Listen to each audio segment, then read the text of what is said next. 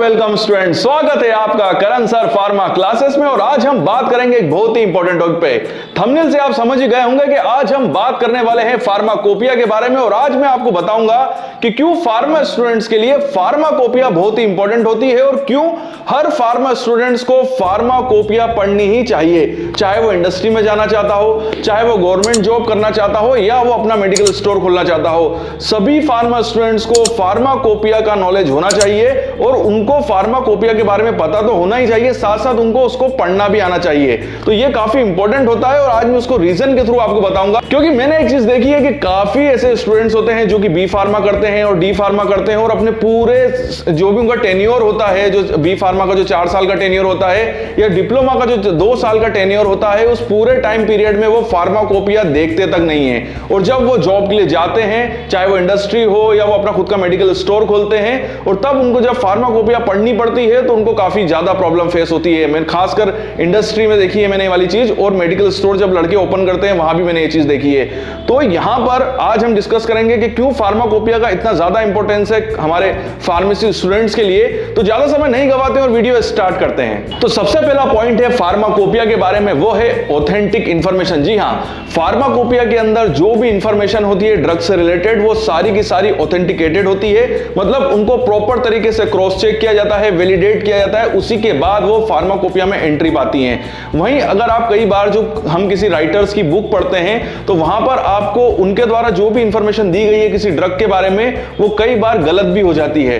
तो यहां पर जब भी आप फार्माकोपिया पढ़ेंगे तो ये एक तरीके से श्योरिटी होगी कि जो भी नॉलेज आप ले रहे हैं ये बिल्कुल सही है, इसमें कोई भी गलती नहीं है। इसीलिए मैं काफी बच्चों से कहता हूं कि जब भी आप इंटरव्यू की प्रिपरेशन करें तो आप फार्माकोपिया से करें, वहां पर क्योंकि वो काफी ज्यादा ऑथेंटिकेट होती है। तो अगर इंटरव्यू में अगर आप किसी भी क्वेश्चन का आंसर देते हैं और वहां पर इंटरव्यू लेने वाला अगर आपसे पूछता है कि क्या ये जो आपने जानकारी दी है ये गलत है, तो आपके पास पूरा कॉन्फिडेंस होगा और आप ये बोल सकते हो कि सर जो भी मैंने इस सवाल का जो भी मैंने जवाब दिया है ये फार्माकोपिया के थ्रू मैंने दिया है और ये चीज मैंने फार्माकोपिया में पढ़ी है। तो इससे आपका इंप्रेशन तो बहुत अच्छा ही पड़ेगा, साथ में सामने वाला भी गलत हो जाएगा।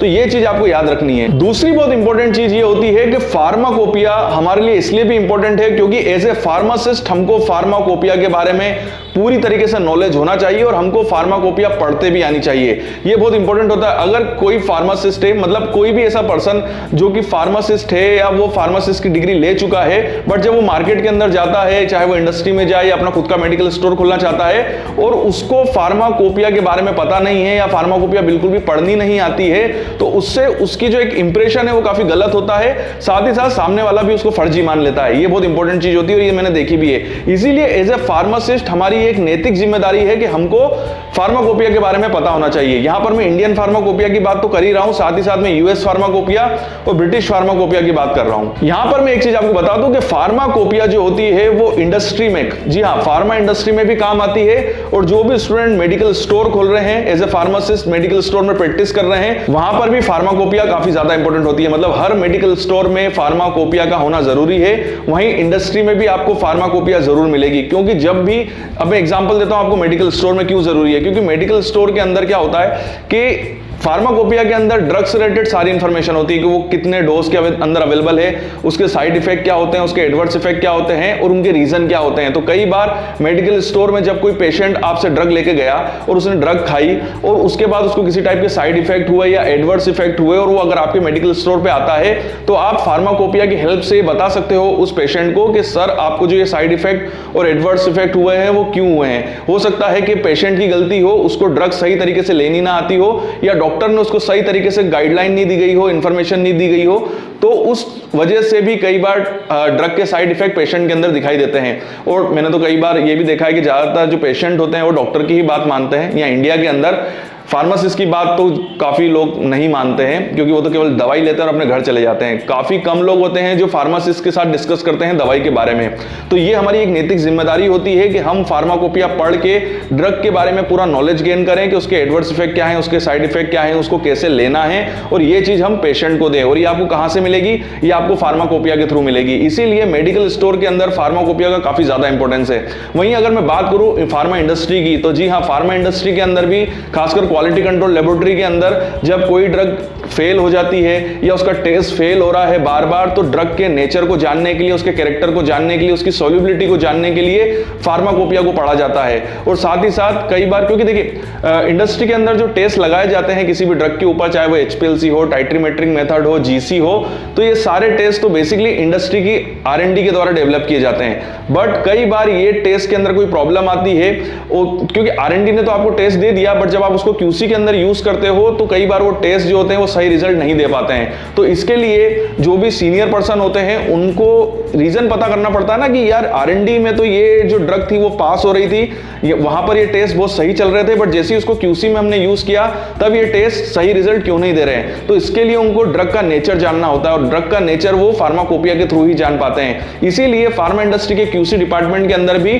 फार्माकोपिया प्रेजेंट होती है और उसको पढ़ा जाता है। और फार्माकोपिया का मतलब है इंडियन फार्माकोपिया भी मिलेगी आपको, ब्रिटिश फार्माकोपिया भी मिलेगी और US फार्माकोपिया भी मिलेगी। यहां पर मैं एक इंपॉर्टेंट चीज आपको बताना चाहता हूं कि देखिए एज ए फार्मा स्टूडेंट हमको इंडियन फार्माकोपिया पढ़ना तो बहुत जरूरी है, साथ ही साथ कोशिश करें कि आप ब्रिटिश फार्माकोपिया और US फार्माकोपिया को भी पढ़ें, क्योंकि हमारे खासकर वो स्टूडेंट जो कि अपना खुद का मेडिकल स्टोर खोलना चाहते हैं उनके लिए तो बहुत जरूरी है कि वो इंडियन फार्माकोपिया, ब्रिटिश फार्माकोपिया और US फार्माकोपिया का पूरा नॉलेज रखें और अपने मेडिकल स्टोर के अंदर भी उसको मंगवा के रखें। क्योंकि इंडिया के अंदर ज्यादातर ड्रग्स जो हैं वो या तो इंडियन फार्माकोपिया से रिलेटेड है, ब्रिटिश फार्माकोपिया से रिलेटेड है या US फार्माकोपिया से रिलेटेड है। इसीलिए आप कॉलेज के अंदर भी इन तीनों फार्माकोपिया को पढ़ें और उसका नॉलेज भी रखें। यहां पर एक चीज मैं इंपॉर्टेंट बताना चाहता हूं, खासकर उन स्टूडेंट्स को जो कि अपने नोट्स खुद बनाते हैं। जी हाँ, अगर जो अभी B फार्मा कर रहे हैं, D फार्मा कर रहे हैं और वो अपने नोट्स खुद बनाते हैं, तो अगर आप जब भी लाइब्रेरी के अंदर नोट्स बनाने के लिए जाएं तो आप फार्माकोपिया को भी यूज करें। जी हाँ, फार्माकोपिया को यूज करें,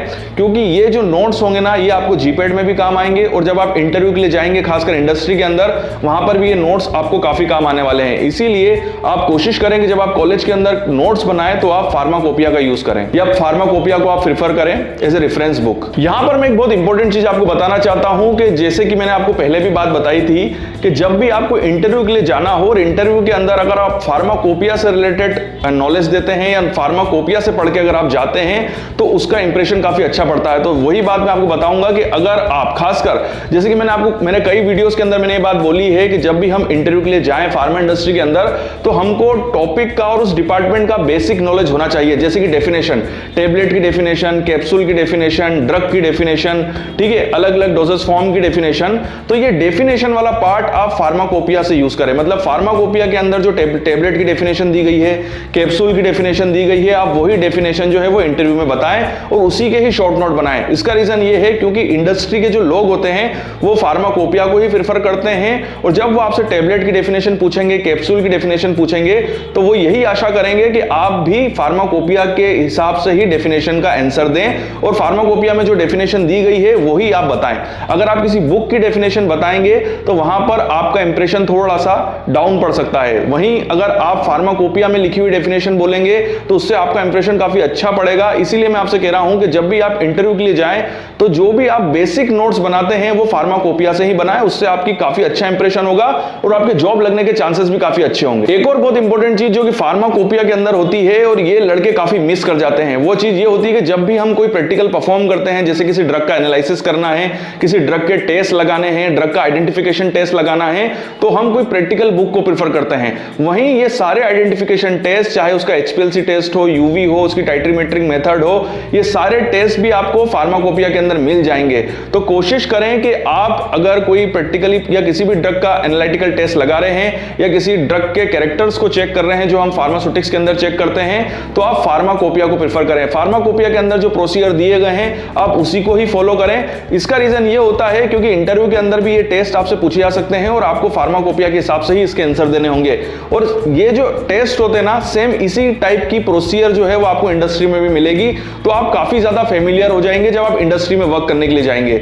इसीलिए आप कोशिश करें कि जब भी आप प्रैक्टिकल परफॉर्म करें तो आप रेफरेंस के लिए फार्माकोपिया को यूज करें, क्योंकि काफी ज्यादा फार्माकोपिया के अंदर आपको टेस्ट मिल जाएंगे और आपको प्रॉपर, मतलब देखिए एक इंपॉर्टेंट चीज ये है कि जो फार्माकोपिया के अंदर जो टेस्ट दिए जाते हैं वो बिल्कुल जेन्युइन होते हैं, क्रॉस चेक्ड होते हैं और वैलिडेटेड होते हैं। तो वो प्रॉपर प्रोसीजर है और उसके रिजल्ट आएंगे ही आएंगे। बट कई बार क्या होता है कि जो हमारी लाइब्रेरी के अंदर जो बुक्स होती हैं, खासकर प्रैक्टिकल्स बुक्स होती है, वहां पर भी कुछ ऐसे टेस्ट दे दिए जाते हैं जो कई बार जेन्युइन नहीं होते और ना ही वो वैलिडेटेड होते हैं। हैं, इसीलिए वहां पर हमको रिजल्ट्स काफी चेंज हो सकते हैं। बट फार्माकोपिया के अंदर जो टेस्ट होते हैं ड्रग के, वो बिल्कुल ऑथेंटिकेटेड होते हैं और बिल्कुल वैलिडेटेड होते हैं, तो आपको उसमें रिजल्ट जरूर मिलेंगे अगर आप सही तरीके से प्रैक्टिकल परफॉर्म करते हैं। इसीलिए मैं आपको बताना चाहता हूं कि आप जब भी कोई भी प्रैक्टिकल परफॉर्म करें किसी ड्रग के एनालिसिस का या उसके कैरेक्टराइजेशन का, तो आप रेफरेंस में फार्माकोपिया को यूज करें। और वीडियो के आखिरी में मेरी टिप्स, और मेरी टिप ये है कि अगर आप अभी कॉलेज के अंदर हैं, बी फार्मा कर रहे हैं, डी फार्मा कर रहे हैं, तो आप जब भी लाइब्रेरी में जाएं तो आप फार्माकोपिया को एक बार जरूर उठा के देखें।